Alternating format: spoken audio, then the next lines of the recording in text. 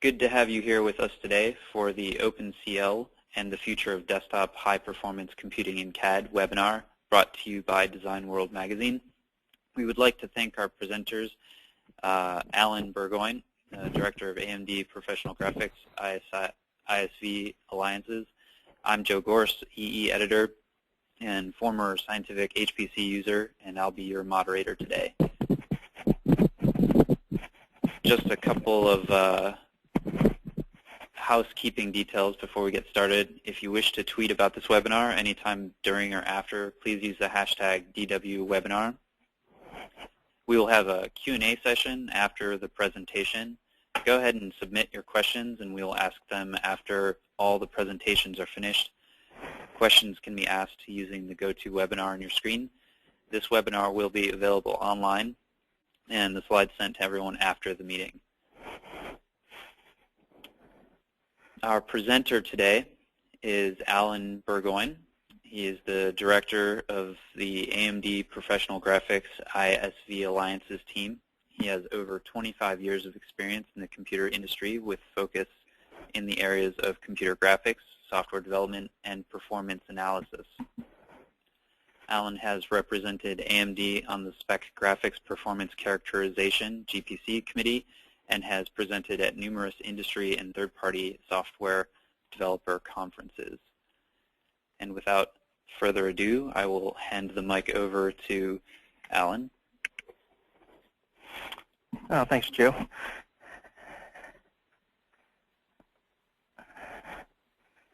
So again, welcome to the webinar for today. Quick overview of the agenda, what we're going to talk about today, a quick introduction on myself and what we're going to cover today. Talk a little bit about the kinds of processors and things that are going to today. Before we dive into OpenCL, I think it's good to get a little bit of background of the computer technology we're looking at today, how it currently works, some of the advantages and limitations of the different types of processing capability we have in the system. So we'll take a look at the types of processors available on our machine. When you hear us talk about OpenCL, it really falls into a banner of a much larger area of research in computer science called GPU computing that's using our graphics processors to do computing. So we'll take a look. It's actually been around for quite some time, and take a look about where it's come from, where it's going to, and then move on to OpenCL, learn exactly what OpenCL is and how it has the ability to impact the way we're doing design today and in the future. And then we'll wrap up with a few final thoughts and some questions.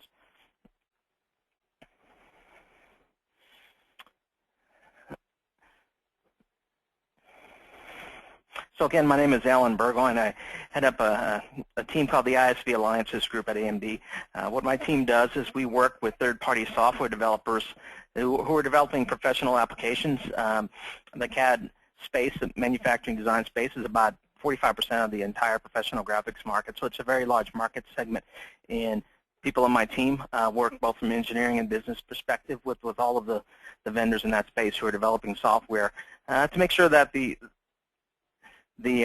products that they produce run well and are certified and tuned and work well on the AMD hardware. So we have a lot of experience working with companies in the manufacturing space. We're pretty familiar with most of the major software out there and how it works, and we're also responsible for helping drive some of the technology directions like OpenCL to these partners to make sure that they're getting the most out of the hardware that's available from AMD and from the industry in general, so that when you're out using your productivity software and your manufacturing design software, that you're really taking advantage of the hardware and compute capability that's available in those systems. So what is OpenCL? Just to start off and kind of primary about what OpenCL is, it actually is an acronym for Open Compute Language. It's really the first royalty-free open cross-platform standard for parallel programming, and that runs pretty much everywhere. It runs on servers, workstations, handheld devices, supports a variety of CPUs, GPUs, and digital signal processors. So it's very unique in the fact that it runs everywhere. It runs on all of the major operating systems, all of the major hardware that's available out there. A little while later, we'll take a look at some of the people who are on board that helps govern OpenCL and in the programming language. But again, it is very unique in the fact that it is royalty-free and it is truly an open standard backed by a large number of hardware vendors. Pretty much anyone who's a major hardware vendor out there is backing OpenCL. and we'll see that a little later on today.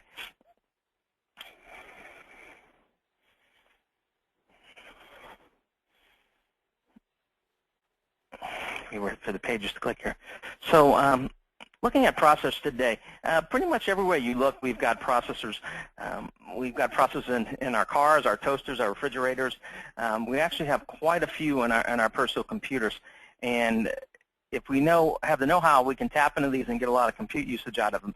But some of the main ones you're familiar with, the central processing unit, or CPU, is probably the most familiar. It's kind of the bulk workhorse of the system. We've got our graphics processing unit, or GPU. That's responsible for doing all the graphics processing, the thing that we visualize back out on the screen. There's a number of others. There's network controllers. There's device controllers. Now with the advent of smart batteries and other smart components in our systems, they actually have processors as well. But most of these other ones are not generally available for application software use. So, for example, it's very difficult to program a network controller or a battery controller. You can if you really want to get down that low level, but the return on investment is pretty small. They're fairly dedicated processors to do a limited set of functions. So generally, those aren't made available by the vendors for general purpose computing, but they're there, and they take up compute cycles and battery power. So what processors can you use? Well, today, of course, we're all familiar with the CPU, and that's the main part of our system that runs our operating systems, that runs our users and programs, runs all of our system functions, helps coordinate everything that's going on in the system. So we're all very familiar with these and what they can do for us. The general purpose and design, they have to run lots of things. They run everything from the operating system to our iPod update software. So very general purpose. They do have some parallel processing capability. Today we've got CPUs with cores, up to 12 cores. So we can run concurrent threads. If you look in your system, any given system, the one I'm working on this presentation, they've probably got 100 or so processes that are sharing the resources of that CPU. We can also use multiple CPUs to increase our parallel processing capability. So, for example, in a large cluster environment, maybe that the government's using to try to predict weather, long-term weather forecasting, they may have dozens of machines with multiple core processors in each. So by combining all this together, they get much higher degrees of parallel processing capability by bundling those together. So the processing power and memory that are usually available to your programs. So you can get down pretty low level. You can access the memory of the system, and CPUs even have what's called a virtual memory. So even though it may be limited, for example, to 2 gigabytes or 4 gigabytes of actual physical memory that's installed in my laptop, the operating system can actually make it look much larger. I can take a portion of my disk and partition it out and say, okay, things I'm not using in memory can go down onto the disk and free up memory. So what I create is basically a virtual memory system that's much larger than physical memory. But again, that's a function of CPUs, and it allows, again, our machines to be much more flexible, run operating systems to group these things together. So they're really designed for general purpose computing, but there is a decent amount of parallel programming capability inside of a CPU. If we look at GPUs, traditionally they just run our graphics programs. So things that draw triangles on the screen, draw our CAD models on the screen, that's what they're really designed to run. And they're really highly focused to do that. So if I was to take a GPU and try to make it more general purpose like a CPU, it would be very difficult. It's not really meant to run lots of different kinds of applications. It's really designed to run graphics programs. They're very highly parallel processing intensive. As we'll see a little bit later on, they have to be to do the kind of work that they do. Modern GPUs have over 1,000 processing units, and some of the high-end chips today we're looking at somewhere in the neighborhood of almost 2,000. So lots of processing capability. The low-level compute function is not generally available to programs. And as we'll see, until very recently, things like OpenCL tend to want to open that up so that our programs can actually execute on the GPU. The processing power and memory are generally available in the graphics program, but they have physical memory only. They don't have some of the bells and whistles we see in a general purpose processor like a CPU. So if my graphics card has 2 gigabytes of memory, once I use it up, that's it. I have to get stuff off of there, and usually through my program, I have to manually manage that.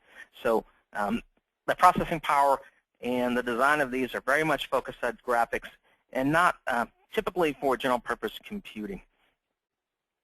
And if we look at other kinds of processors, People have been trying to use those for some time.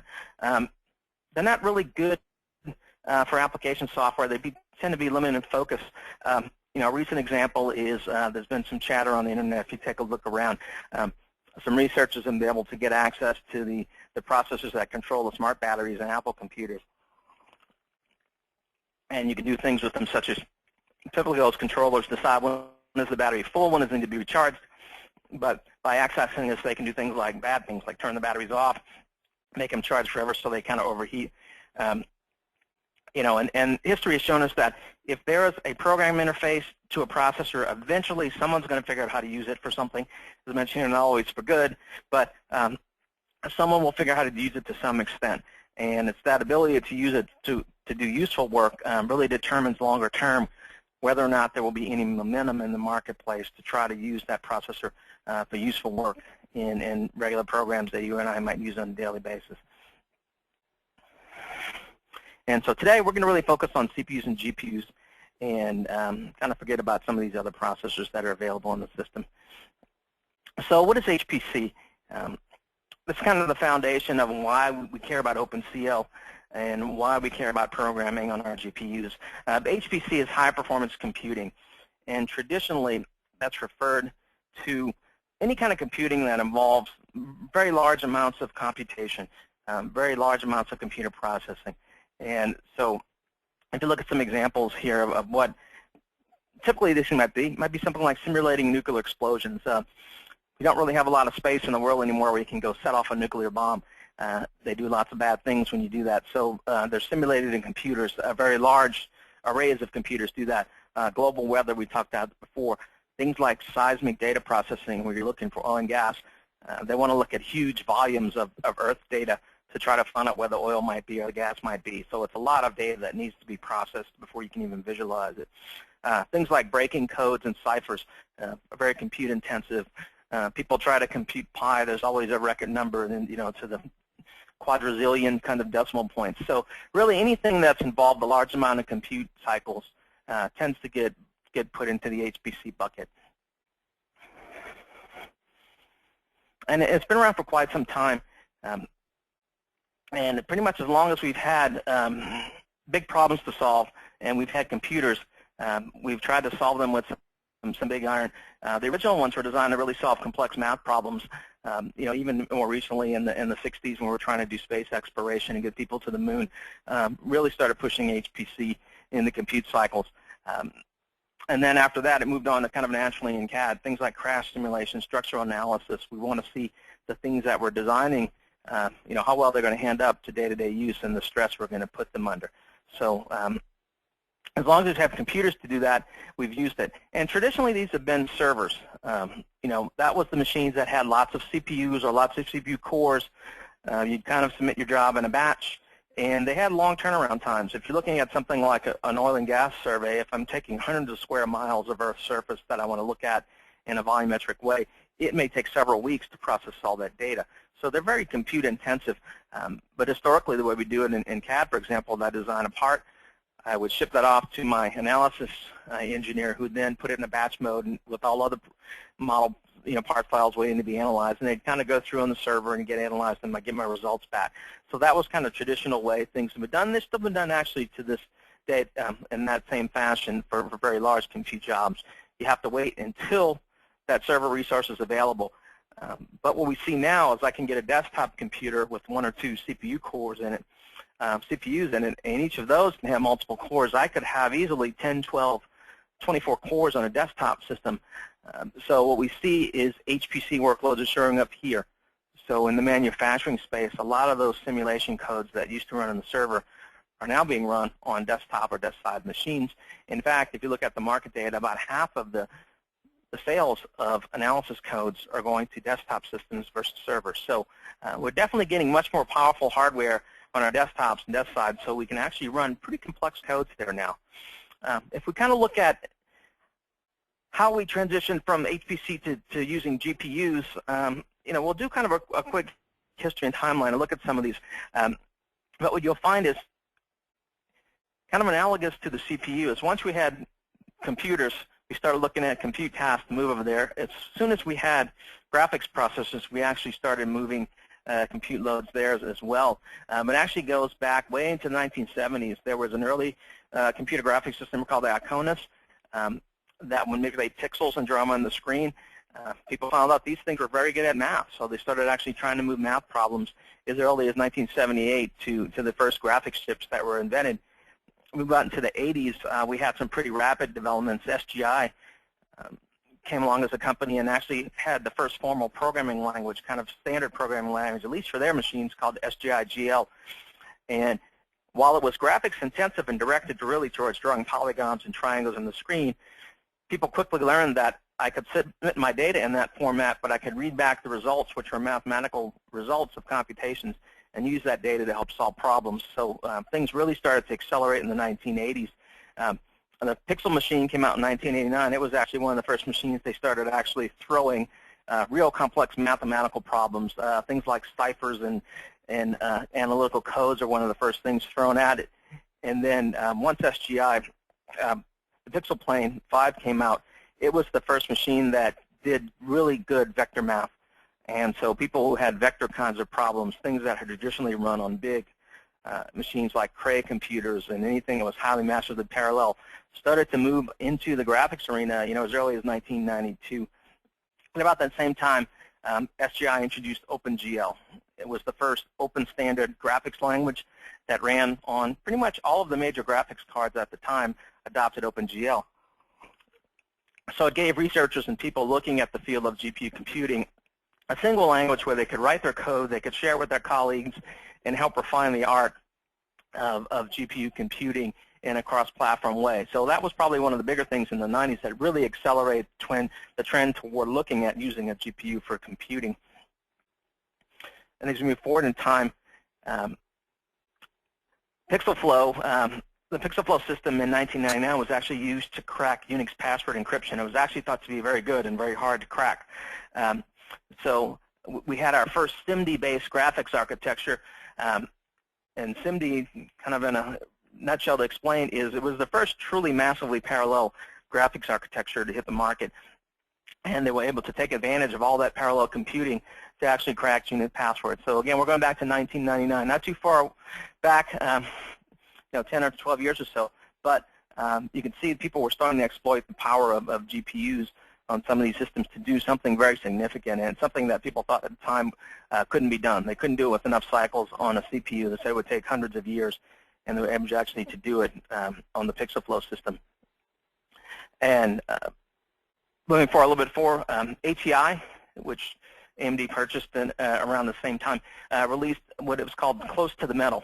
It was the first program interface that let you directly access the program capability and the memory on a graphics card. So again, kind of a step forward. We don't have to use an abstract graphics language like OpenCL to program and kind of figure out what is OpenCL doing, how do I solve my math problem, and how do I read the results back. I can actually send directed instructions right at the graphics card and get my mathematical results directly back out of memory, because now I can not only access the processes, but I can access the memory directly and read it back. And then shortly after that, in 2007, NVIDIA came out with this CUDA programming language, which is very similar, a little bit higher level, a little bit easier to program, and again, helping people write directly to the graphics card and access the GPU power and the memory power directly. Which brings us to roughly today, 2009, a couple of years ago, OpenCL first came out. OpenCL, again, we'll talk about a little later, but was done by a consortium of vendors, proposed by Apple and adopted by pretty much every major hardware vendor. And again, it's really reminiscent of SGI OpenCL. It's a programming standard that runs everywhere, runs on a lot of operating systems, a lot of hardware, both graphics and CPU, and really opens the frontier to GPU computing to the mainstream, because now I can write my software once and it runs just about everywhere. No specialized computing actually required or tuning for any particular device. I write in one language, programming language. My engineers learn it. They get trained and can move forward. So it's a big milestone in GPU computing, as it finally standardizes the concept for everyone to use, and it really opens the door to mainstream GPU computing, bringing it out of the research mode and actually into real applications. So if we look at using our GPUs for computing, we see it showed up for a long time. As soon as people had graphics computers, they started learning how to use to speed up tasks. It was really until we had OpenCL available that it really became mainstream. And if we look at GPUs, they have some unique design characteristics that enable them to perform certain mathematical functions extremely fast when you look at it compared to a CPU, a traditional processor. So just to show you how this works, we'll take a kind of a quick snapshot on a couple of screens here of Computer Graphics 101. What does it take to actually draw a triangle on your computer screen? So we'll look at it from kind of a graphics standpoint here. I've got three-dimensional graphics. I've got an X, a Y, and a Z coordinate system. So I'm drawing things in three-dimensional space that have existence in all three axes. So if I want to draw a triangle, traditionally what I do is I define 3 points in space. You'll have X, Y, and Z coordinates, so each point exists in three-dimensional space on all three axes. And then I'll calculate the lines between those points. That gives me my triangle. And of course, we want to fill our triangle, make it look nice and pretty. So then I'll compute, in this example, kind of a simple fill algorithm, I'll just compute lines across the edges of the triangles. And if I space my lines sufficiently close, I'll get a nice filled triangle, or the appearance of a nice filled triangle. We've got one issue, though, is our triangle exists in three-dimensional space. Our displays are 2D. I need to actually have it represented correctly on my computer monitor. So what I'll have to do is I'll actually have to translate that triangle from 3D space into 2D space, so like when I draw it on my screen, it actually looks right. So quite a bit of math that we need to do here to actually make this work. And so let's look at the math that's required to actually draw the triangle. So first thing I want to do is I want to project my 3D points onto a 2D display. So I'm using kind of an orthographic projection here to simplify the math, so as you might be graphics whizzes. It's a type of projection that's done very commonly when I want to do things, say from 3D to a 2D drawing, something that might use maybe in the CAD for like a diagram. Typically, we may use perspective projection, where things kind of vanish to a point at the end, but it's a little more complicated math to actually draw on a couple of slides. So today we'll go with more of a simple example. But what this math is basically showing, I won't bog you down, it does a lot of matrix arithmetic. And so what it's telling you, to get my projected point, my px and py on the far left, I need to do a couple of operations. The first is a matrix of 2 sets of coordinates there. And if you look at the sx and the sz, those are actually scale constants. So I need to pick out how big I want to draw my triangle. So if I want to scale it up or down, I can change the values of sx and xz to scale my graph up and down. So in many cases, this might be a 1. I just want to draw it the exact same size on the screen as I give it. The next matrix with the ax, ay, and z, that's our point. That's the point we want to convert. And the cx and cz represent in 3D space where we're looking at from. So think of it kind of the camera position. Where is my eye in the scene? And the reason why we only have cx and cz in this example is we're actually going to say, okay, I want to translate in the y direction. So think of the y-axis going into the screen, z going up, and x going across the screen from left to right. So we do this for each of our points, and actually to project our points in 2D space back to a flat display. And then once we get our triangle projected out, all we have to do now is draw the lines of the triangle and fill it. So we do a quick math to determine the slope of each line. And so that way we can walk along the lines and quickly calculate points. So in this example, cx is just taking that line, multiplying by the slope, and we'll get a point along the line, any point we want to do along the line. So if I pick an x or a y point, I can figure out what the other point is, and then I get a series of points along my triangle lines. So again, if I do these sufficiently close, for both of my vectors, A, B, and AC, I get all the lines I need, and then I can fill my triangle. So again, a decent chunk of math to draw this triangle, but this is what GPUs are really designed to do, is do this kinds of operations very quickly. And so if we look at, what's the power behind this? What are you trying to harness? You can see it takes quite a bit of math here. We do lots of vector-based math, and typically the things we want to draw have lots of triangles. So typically we think of interactive frame rates as 30 frames per second. So if I had a model that was composed of 1 million triangles, and I want to draw it at 30 frames per second, that means I have to draw 30 million triangles per second to make it smooth and interactive. So when you drag it around with your mouse, you don't see any lag, and it looks good. And that's a very small model. Models today get much more complex. We're looking at hundreds of millions of triangles in the average car model. So GPUs have to be able to process lots of triangles. So they've got to do lots of that math quickly in order to do this. And the way they achieve this is by a very high degree of parallelism in the architecture of the GPU. So they can process hundreds of millions of these per second. They do all these math, all these matrix multiplies, all these dot products very, very quickly. And the goal is really to do it all simultaneously. So the way they do it is by being very highly parallel. They do thousands of operations in parallel in order to meet the requirements of drawing all those triangles at high rates so that our graphics looks interactive. If it's very slow, we're going to feel sluggish and it's not going to feel interactive. So the only way to do that is do lots of stuff in parallel. So what does it mean is GPUs have lots of processing power. They're very, very powerful from the math that they do. If you look at the amount of raw math capability of a CPU versus GPU, you see a very stark contrast. The average CPU today is about 200 gigaflops. So pretty significant. If you look at it a few years ago, orders of magnitude than we were even 5 or 10 years ago with multiple cores. But if you compare that to where modern graphics GPUs are, they're greater than 3 teraflops. So you know, many, many orders of magnitude, much more powerful as far as raw compute on a GPU versus a CPU. So that's why we really want to harness that, is there's a tremendous amount of power. So the logical question is, why should I care if my GPU is used for compute? And the answer is money and performance in kind of a high level. Not really that simple, but if you look how the computer operates, it starts to make more sense. So we've got a typical computer here, overly simplified, but I've got a CPU and GPU. And my CPU will start doing some processing. It'll work. Maybe I'm reading my data off my file. I'm trying to construct my model or gen some parts. And it'll go through and it'll work.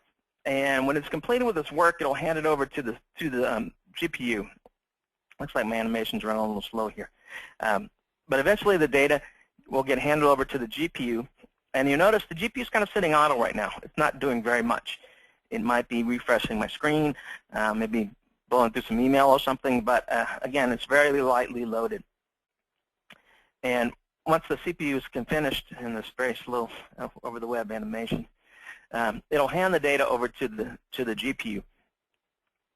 And one thing I'll point out is when you send data from the CPU to the GPU, it's probably one of the slower transactions that happens on your system.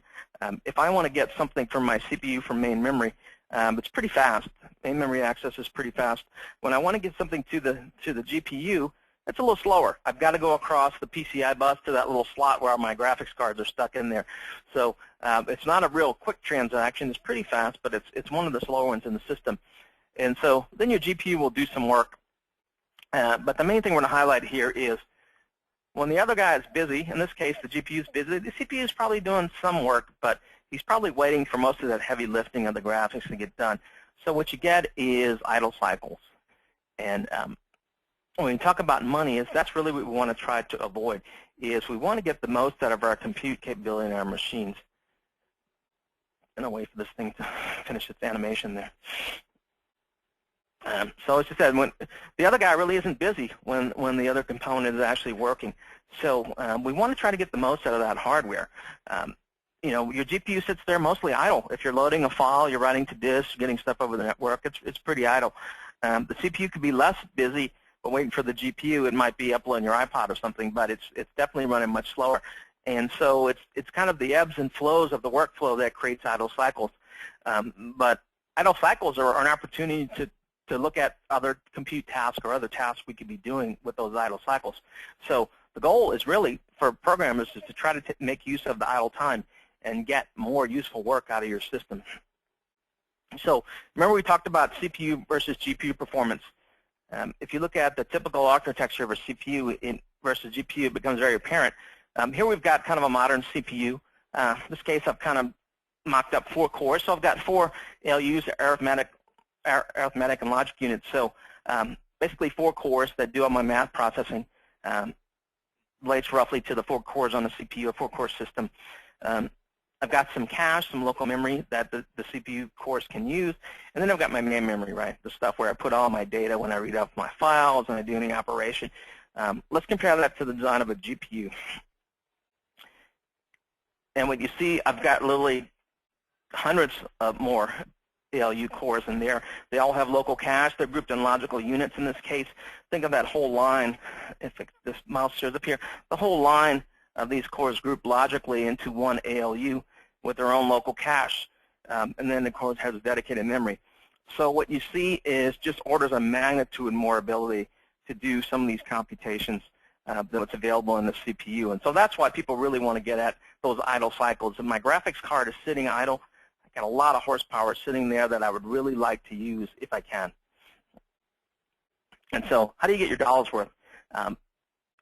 Software developers, we want to tap into those unused cycles, both the CPU but especially the GPU, and make those available for some useful work. If we do that, it really gives you the true value of your workstation. If you look at end-user software demands, they're increasing at a pretty phenomenal rate.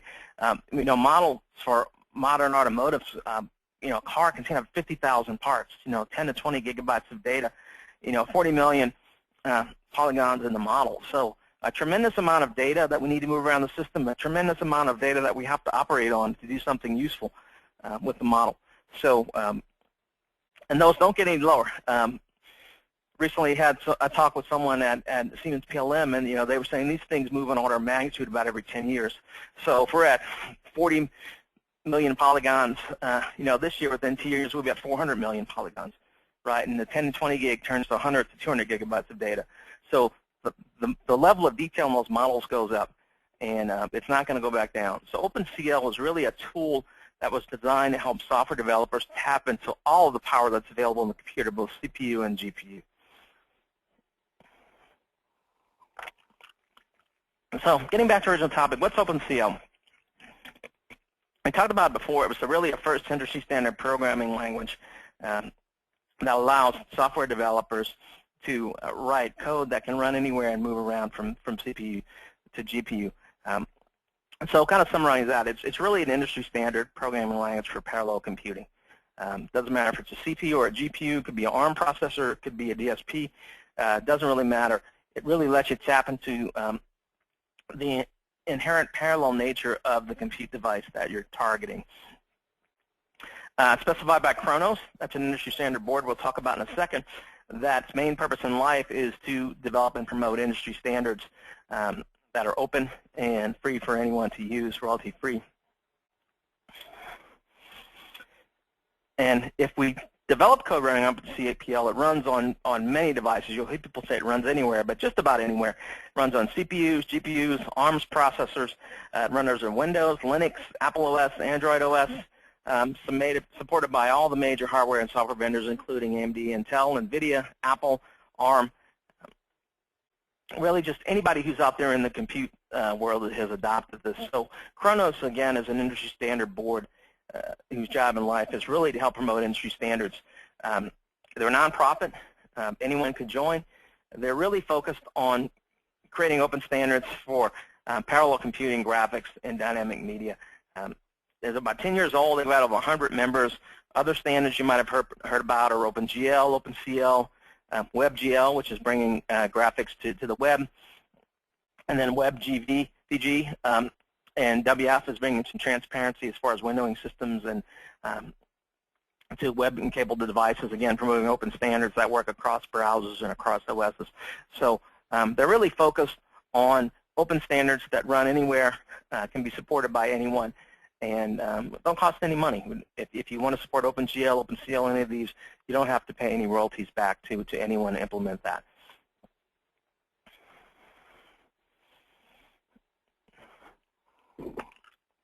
Here are some of the companies that are involved in the OpenCL working members group. And then more than I can fit on the slide, but these are probably ones I think most of you are probably familiar with. It's a very large number. Anyone can join the OpenCL working group. It's open to anyone, and feedback and take it from anyone.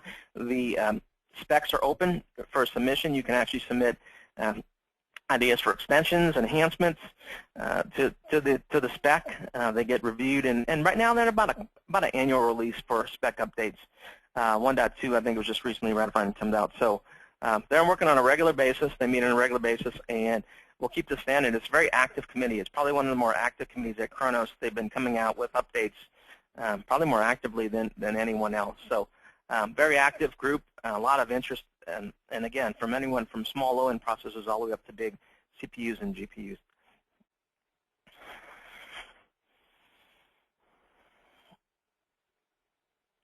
So if you look at how well is OpenCL being adopted in the marketplace,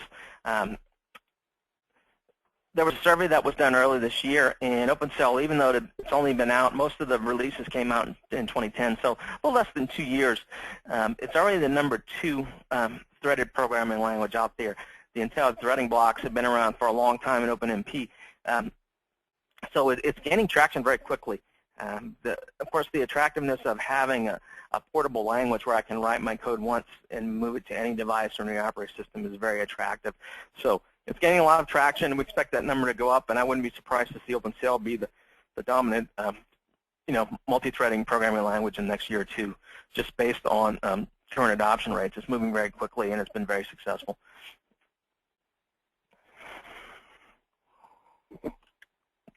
So OpenCL and CAD, we'll spend the last few minutes here kind of looking at what's going on in the CAD space, what most of you, I'm assuming, are users in that space, and what's it doing for us today. Again, as we talked about it, it's a very powerful tool to really get the full power of your workstation in a real platform-independent way, as we see people moving to lots of different kind of compute devices. So if I'm a software developer, I can use OpenCL to provide increases in both my computation and graphics compute performance. So I can write it so it improves my CPU compute performance as well as my GPU compute performance. I can use it in both cases. So it's really about tapping the full power of the machine.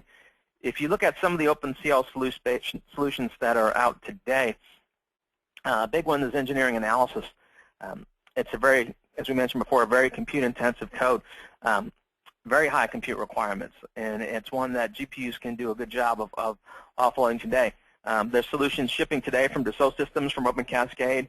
We're working with a number of other vendors. I can't pre-announce products, but a number of others will be coming out with products in the near future. But it's a nice fit for GPU compute because, again, we can move a lot of those mathematical operations over to the GPU. And here, some quick data that shows we use Abacus, the 6.11 release, and we ran a couple of benchmarks, and you can see we're getting about a little better than a 2x speed up using OpenCL versus CPU only. And the good news is you can actually use both CPU and GPU and combine those and get nice speed ups as well. So again, very successful implementation of OpenCL. You can imagine if you're doing any kind of work that involves doing analysis, if you can get it to run twice as fast, that's actually a big deal. This is some pretty small tests, but let's say I had a job that took 4 or 5 hours to run through today. If I can cut that in half in 2 hours, that means I can get a couple of runs done in a single workday versus one. And the real goal in manufacturing we would like to do is iterative design, right? We'd like to create our parts, create our models, and get instant feedback, right? It'd be really great if while I was creating my model, I was getting instant stress feedback, right, or instant feedback on the materials. Are they going to survive the manufacturing process or not? Things we typically do in analysis. I can crash my model, I can bend it, I can stress it. So in the near term with OpenCL, we'll be able to iterate through our designs more, right? I'll be able to submit maybe a couple of jobs a day for analysis, or I'll be able to have it running on my desktop, and I've got a pretty powerful CPU and GPU there, and I can iterate through my design a couple of times a day. I can tweak it, run it through, and get results pretty quickly. So really moving toward kind of that holy grail where I can iterate through my design and really focus in on hitting the most optimal design. You would love for all this ideally to be automatic, right? And we'll head to that point sometime in the future. But today, it's really helping us iterate through the design analysis process more quickly so that I can more quickly converge on an optimal design and take most advantage of the time I'm given to design my model or my part and come out with the most optimal design in the time I'm allotted by doing iterative work through the solvers, through the analysis code, and then back into my model doing tweaks, and back in I can do that much better than I could before by taking advantage of OpenCL enabled compute codes on my analysis.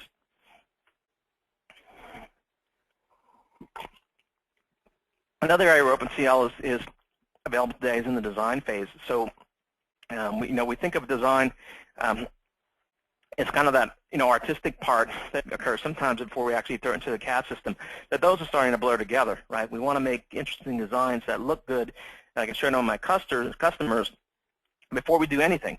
I want them to approve the design before we even go make prototypes or samples.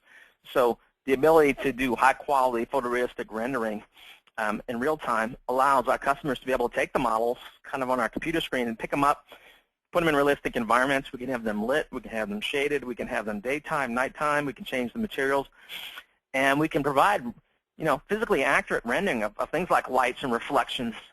You want to see an inside of a car where the reflections from the bezel, if I'm going to put a chrome rim around it, are going to show up on the windshield or the side windows in daytime and nighttime. Those things are very important to customers because it can be very expensive to try to change that once you start a production of a device. So having the ability to show a customer what their design is going to look like when it's created is very important. You've got companies like Chaos Group have their V-Ray renderer accelerated with OpenCL. You can provide interactive rendering. So in the picture here, they've done a turntable. You can actually spin that record and see what the device looks like before you even make it. On the right-hand side, we've got Optus Thea, which simulates physically accurate rendering. So in this case, it's actually used by automotive designers to see where the reflections are coming on. So you can look in that dashboard and you can see where the reflections are going to be on the dashboard. You can see where the reflections from the dashboard are going to show up on the windshield very accurately. They're very accurate. So when you build it, it pretty much shows up where you saw it in the computer model. So not only that, but I can move into that car in real time. I can go in and I can position myself behind the steering wheel. I can move the steering wheel in and out like I was telescoping or changing the angle of it. I can go and turn on the radio and look at how the illustrations look. All of that in real time. So it allows people to interact with these designs before they actually build a physical model. So again, the goal is to make sure when we build something, we build it right the first time. So by giving them the ability to interact in a realistic way with their designs before they even get built or even get prototyped is a huge leap forward. And OpenCL really opens the door to allowing people to do this.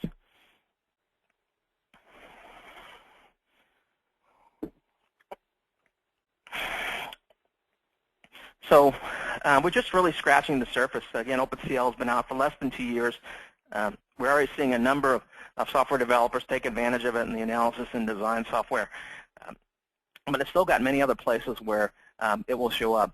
And you can just look at where it's at today in other verticals to see. If you look in the digital content creation space, the people who make films and videos and games, they're using OpenCL to realistically simulate cloth. You look at physics, they make characters so they don't walk into walls. They walk around walls with artificial intelligence. And if they do hit a wall, they should bounce off of it or react in a normal way according to the laws of physics. Particle simulation, smoke and fire, things should look realistic.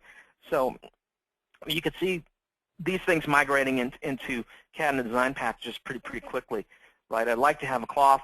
Take that car example we just talked about.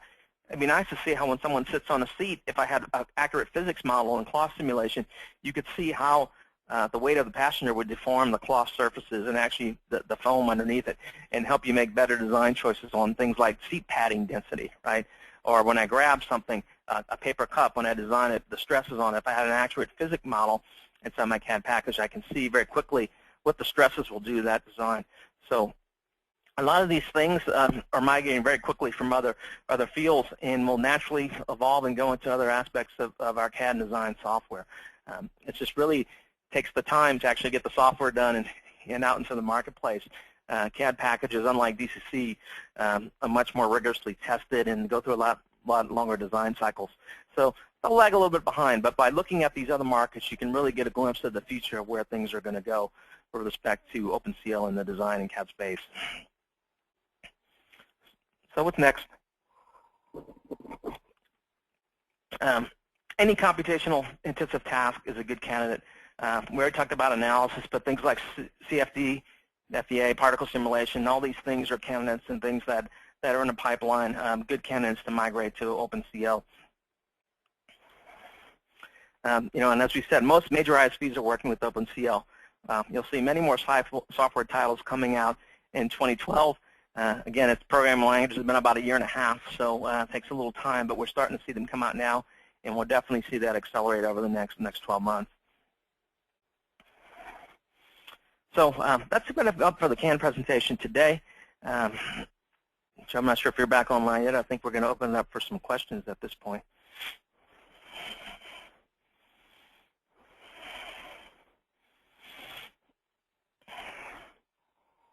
All right, that's right. Thank you, everyone. This is Joe Gorse again. With the remaining time, we will open up the floor for questions to Alan. Go ahead and go to your go-to webinar control panel, and there should be a section called questions. And right now, Alan, as for parallel development, how does OpenCL handle the threading and processes and other common challenges that are typically seen in the parallel programming world?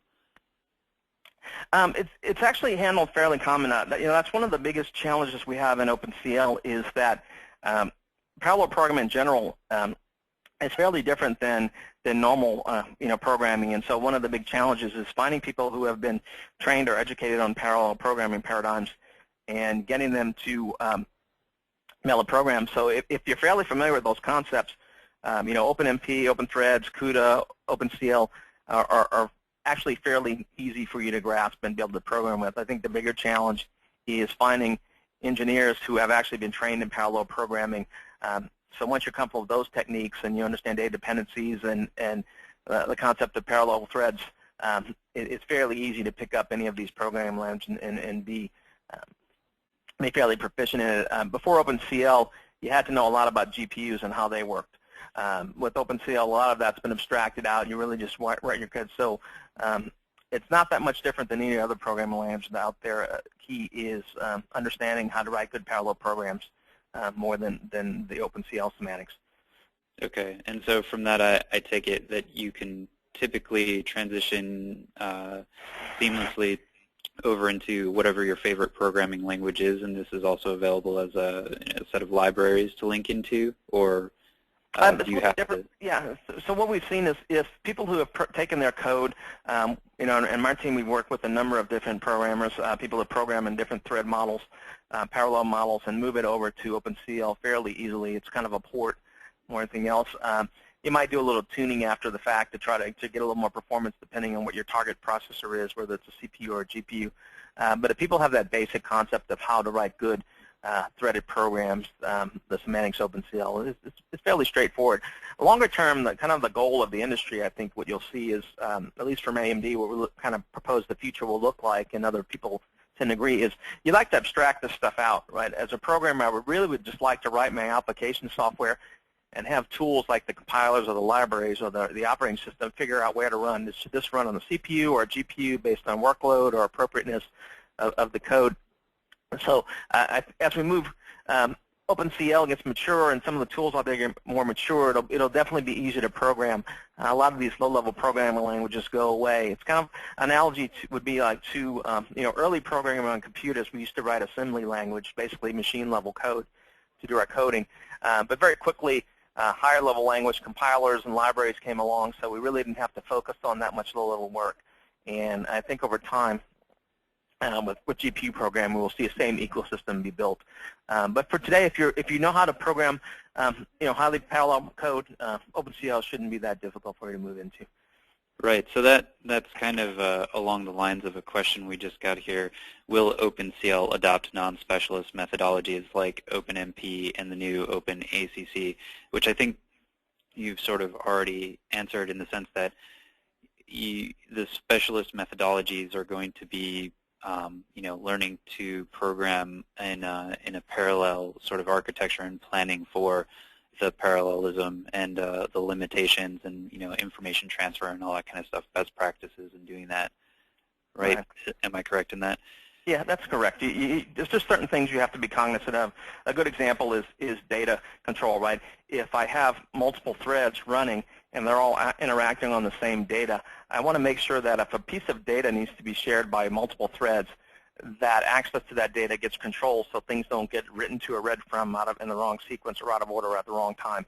So it's understanding techniques like that at a high level from a program standpoint, and then just picking the right tool for the job. And OpenCL is definitely a good tool if you want to write that code once and have it run everywhere.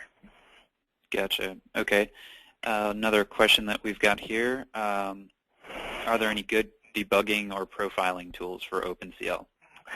Yes, there are. I know all of the different vendors have theirs. At AMD, we released a whole update of our tools back when we had our big GPU developer conference program, basically an OpenCL kind of conference back in June. So if you go to developer.amd.com, all those tools are free. You can get them. There are a number of tools there that can help you debug OpenCL. There's things that help you with the language itself. There's performance optimizers. There's memory tools, all free of charge. And pretty much every major vendor who's got some OpenCL up there has got some developer tools that go with it. So. All right. And let's see. Okay, here's another question. Why are CAD packages like Autodesk Inventor so hardware driver specific? Will OpenCL address this particular issue? I'm not sure I understand the questions directly as far as being hardware driver specific. Yeah, you're not a developer for Autodesk Inventor, but yeah, I'm not sure I can speak to what Autodesk is going to do directly with Inventor. I know we do work closely with them with OpenCL on a number of projects. Whether or not that comes out in Inventor, I mean, that's kind of a product-specific Autodesk thing. You might take it up with your Autodesk people. But I'm not sure if I understand the question enough to be able to give an answer more than that. That's fine. Here's another one that we got from Brian Ambrosi. Can you give some brief examples of how OpenCL will be integrated into upcoming desktop operating systems such as Windows 8, iOS 6, and can you briefly talk about how regular computer consumers will benefit from OpenCL? Yeah, so I don't know if I know exactly how it's going to integrate into the OS. If you look at it today, for example, if you want to run OpenCL on an AMD graphics card, you just go get the AMD graphics driver. The runtimes are actually just bundled in with the graphics driver. So to the extent that operating systems bundle those drivers with the system, you'll just get them for free. An AMD's driver supports CPU and GPU, so I can't speak directly to the way Microsoft or iOS anyone's going to release them. I know Apple, for example, releases their graphics drivers all bundled into their OS. So OpenCL is just a part of it. It's just a part of the OS. So I'd imagine for the near future anyway, you're going to get it that way. It'll either be bundled with the operating system as part of the graphics driver that gets installed for GPUs, or you'll just get it when you upgrade your graphics driver. If I buy a system with no graphics card in it, for example, once I install a graphics card in the driver, I'll get it as part of that. So that's kind of the near term. Longer term, I think it really remains to be seen what the adoption rates go. If basically everything out there is running OpenCL, then it probably gets installed by default in all the operating systems. But I think near term, they'll just be part of the graphics driver or the CPU driver you get. Okay. So is OpenCL a superset of OpenGL right now? Is that kind of the way it is, or is it completely independent? They're completely independent right now. There's no direct correlation between the two from the API standpoint. Gotcha. All right. Well, if it looks like that's what we've got for now. Thank you, everyone, for attending this webinar from Design World, and thank you, Alan, for presenting. The presentation will be emailed to everyone later today, and it will also be available at designworldonline.com. So without anything further, have a great day, everyone. Thank you.